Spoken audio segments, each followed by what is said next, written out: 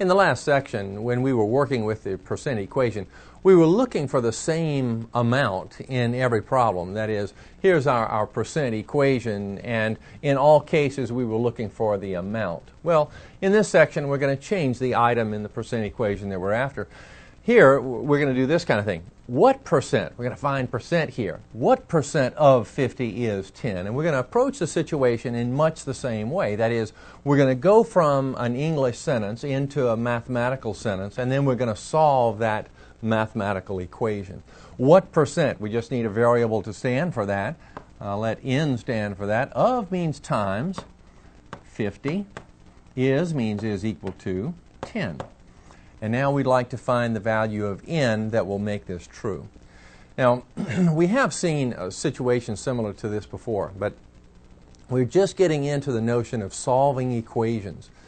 And for this kind of equation, we are trying to perform a manipulation of some kind that will cause the equation to tell us the value of the letter. We want the equation to read n, or whatever letter, is equal to some number. So we need to isolate the letter on one side of the equation or the other. Now here, in order to isolate n, we need to get rid of the 50. Now notice that it's n times 50, and to remove 50, we can divide on both sides by 50. Now I would like for you well, let's see, how do I encourage you to have a sense for the formality of solving equations and not just looking for an answer?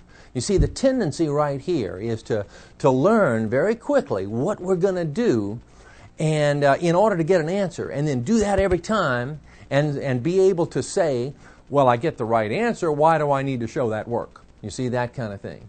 And you show the work and you look at the problem as an equation, and you maintain the integrity of that equation throughout the problem, because problems in mathematics are going to get a good deal more difficult than this. And as problems become more and more difficult, the way you handle them is through greater organizational skills, not through some vast amount of mathematical knowledge. And the organizational skills that I'm talking about have to do with showing all of the work and thinking in terms of concept or the general idea in solving this kind of problem or that kind of problem. So you get high mileage out of that kind of thing when problems get more and more difficult. All right, here's what I mean. Here's how we apply that idea here. We have n times 50 is equal to 10. Now we could write this, by the way, as 50n is equal to 10. That's okay. Putting the 50 on the other side of the n is nothing more than using the commutative property of multiplication. So we could write it like this. Now we'd like to remove this 50 over here. We see that this is 50 times n. The operation, which is the inverse of multiplication, and by inverse it implies that it'll undo it, is division. Division will undo multiplication. So what we'll decide to do is divide by 50 on both sides. Now I say on both sides because we have a statement of equality. We have a balance here of value. We can think of it like that. So what's over here has the same value as what's over there. So if we divide by 50 over here, we need to divide by 50 over there. And that's the way I'd like you to think about it. So let's show that idea. Let's show that we're going to divide over here by 50. And if we do that, we need to show that we divide by 50 on the other side to maintain the balance. The 50s cancel here, leaving n. And on the right, we have 10 over 50. Now, I can divide on both sides by 10 to give us 1/5. And that's fine. But, gee, we were asked to find a percent. It began with what percent of 50 is 10? You see, so we're looking for a percent. So the prudent thing to do is to take that 1/5 and change it into a decimal. 1 divided by 5, you see, go through that process, and we end up with 2/10. And we change 2/10 into a percent, and it turns out to be 20%. Now, in finding n to be 20%, we are answering the original question. We're answering the question, what percent of 50 is 10? We're saying then that 20% of 50 is 10.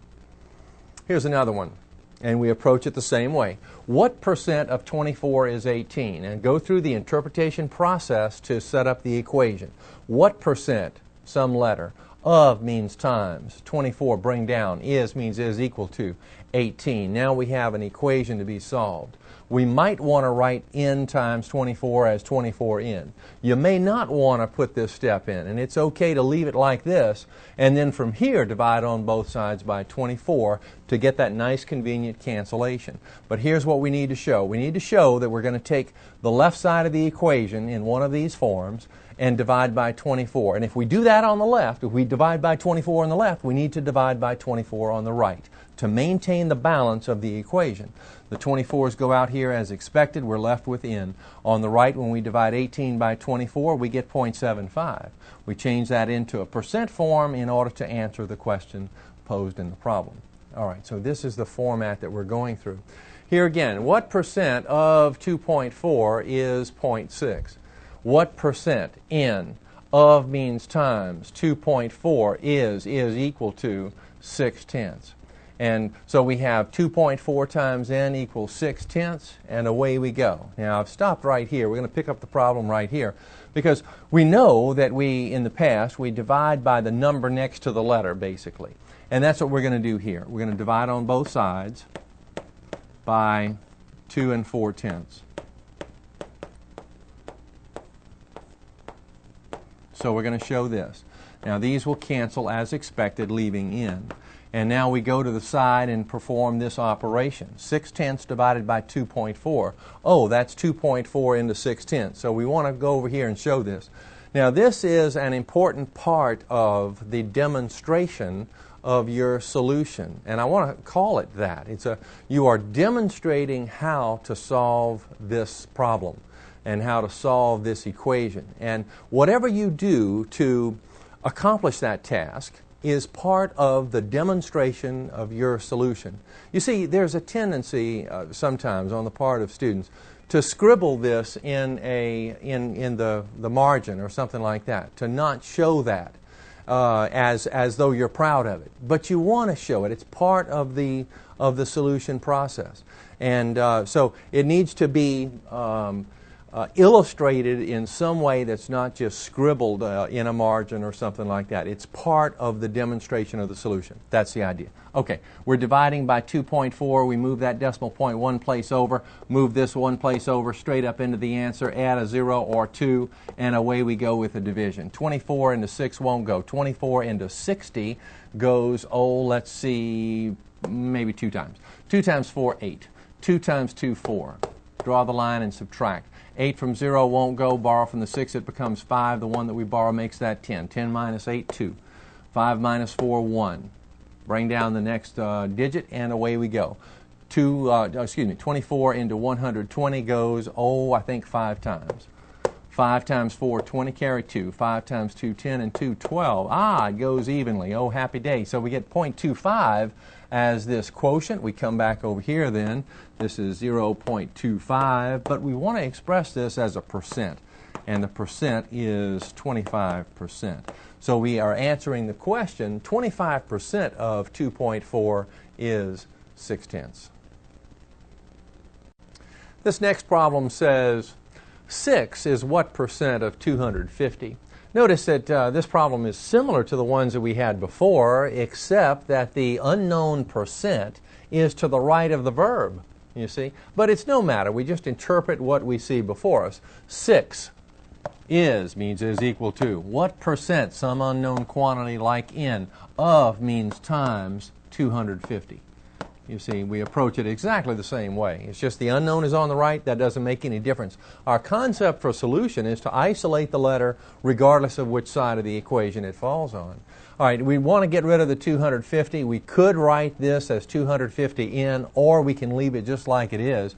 Our idea, though, is to divide on both sides by 250 in order to get a nice cancellation on the right and isolate that n. If we divide on the right by 250, though, we need to divide on the left by 250.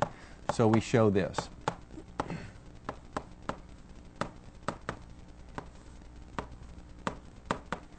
Now the 250s go out as expected. And on the right, we have n isolated. Now, 6 divided by 250, we would presumably go to the side and perform that division. Or, if we're using a calculator, we would punch 6 divided by 250 equals, and we would get a result. And the result turns out to be this decimal. Now we change the decimal to a percent in order to answer the question. Slide the decimal point 2 places over, and we have 2.4%. So the percent we're looking for is 2.4%, and now we can answer the question. We can say then that 6 is 2.4% of 250. Here's another, same idea. 5/10 is what percent of 40? 5/10 is equal to what percent of means times 40. We can write this as 40n, and then we look at it just a moment and we say, let's divide on both sides by 40. So we show that. We bring down the left side, divide by 40. Bring down the right side, divide by 40. The nice cancellation on the right results in an isolated n, which is what we're after. When we divide over here, well, gee, I don't see that division very easily. I might come out to the side and show the division like this. Once I have performed the division, and notice it's part of the problem here, and I'm real proud of this, and so I move the answer, the quotient, back into the equation format. I have my decimal here. Now I need to change the decimal to a percent, and I do that by sliding the decimal point 2 places to the right and tacking on a percent sign. So 1.25%. And now I've answered the question. I can now say that 5/10 is 1.25% of 40. A television survey of 4,000 families found that 2,500 liked a new TV show. What percent of the families liked the new TV show? It turns out that we can figure this out by a direct interpretation of the last sentence. We begin this way. What percent? Well, we'll let some letter stand for that percent. We'll say N is some percent. The word of, we know, means times, so we'll tack on a times sign. The families. Now let's see, the families in this survey, television survey of 4,000 families. So this must be 4,000. Liked. That's a verb. Well, the verb is usually replaced with an equal sign when we're changing an English sentence into a mathematical form. And the new TV show, the people that liked the new TV show, is 2,500 in the problem. Now we'll divide on both sides by 4,000, and after we divide on the right, we find that N is equal to 0.625. We change the decimal into a percent by moving the decimal point 2 places to the right and tacking on a percent sign, and we find that N is 62.5%. So 62.5% of the families like the new TV show. Now, I want to show you another way to request or to deal with the same problem. The problem might have been asked like this. It might have said, the families that liked the new show were what percent of the families surveyed? You see, the question could have been asked this way, but look at what happens if we do a direct interpretation. Even though it sounds a little bit different from the one before, it's really exactly the same mathematically. The families that liked the new show, well, how many liked the new show? 2,500. Were, a verb, equal sign. What percent? Well, that's the unknown amount. Some letter stands for the unknown amount, N. Of, that means times. And then the families surveyed. The number of families surveyed, well, that's 4,000. You see, so it turns out that we have exactly the same equation that we had before, only the right side was on the left side and the left side information was on the right side of that equal sign. It's just kind of backwards from the way that we had it before. But we would solve it exactly the same way and get exactly the same answer.